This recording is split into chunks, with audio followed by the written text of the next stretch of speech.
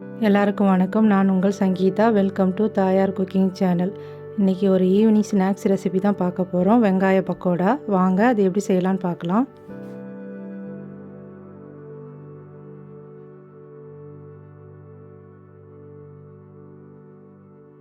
மூணு வெங்காயம் நீல வாக்கில் கட் பண்ணி வச்சுருக்கேன்.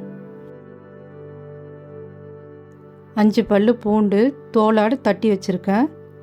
3 பச்சை மிளகாய் நீல வாக்கில் கட் பண்ணுது, அதையும் சேர்த்துக்கலாம்.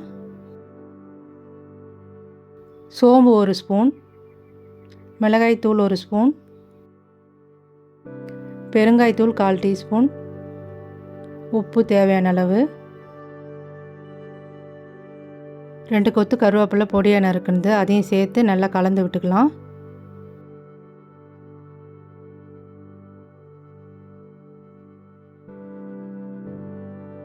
இப்போ கடலை மாவு சேர்த்துக்கலாம். நான் 150 கிராம் கடலை மாவு எடுத்திருக்கேன்.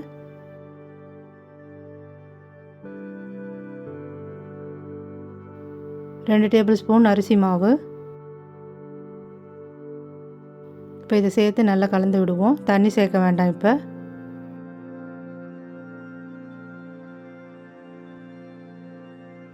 லைட்டாக சூடு பண்ண எண்ணெய் 2 டேபிள் ஸ்பூன் இப்போ அது சேர்த்துக்கலாம். இப்போ நல்லா கலந்து விட்டுக்கலாம்.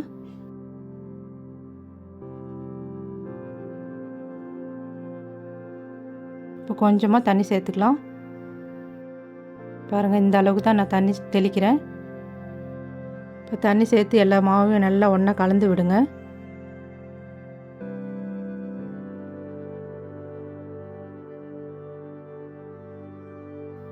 ரொம்ப தண்ணி ஊற்றிடக்கூடாது. இந்த மாதிரி ட்ரையாக தான் இருக்கணும் மாவு.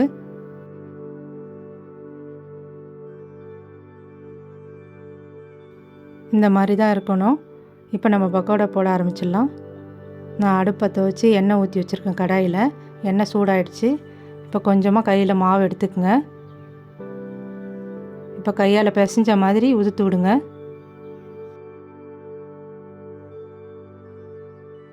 போட்ட உடனே கரண்டி வச்சு கிளறக்கூடாது. ஒரு பக்கம் நல்லா வேகட்டும்.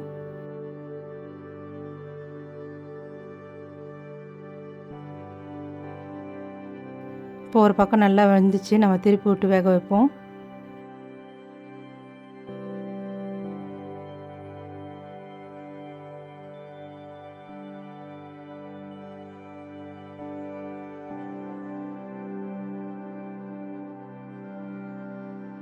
இப்போ திருப்பி விட்ட பக்கமும் நல்லா வெந்துருச்சு. இப்போ ஒரு தடவை கிளறி விட்டுட்டு நம்ம எடுத்துக்கலாம் எண்ணெயிலேருந்து.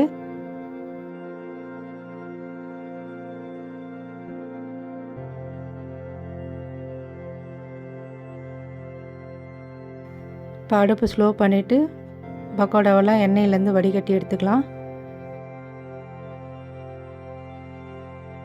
இந்த ரெசிபி பிடிச்சிருந்தா ஒரு லைக் கொடுங்க. தாயார் குக்கிங் சேனலுக்கு சப்ஸ்கிரைப் பண்ணுங்கள். கூடவே இருக்கிற பெல் பட்டனையும் கிளிக் பண்ணுங்கள். வீடியோ பார்த்ததுக்கு நன்றி.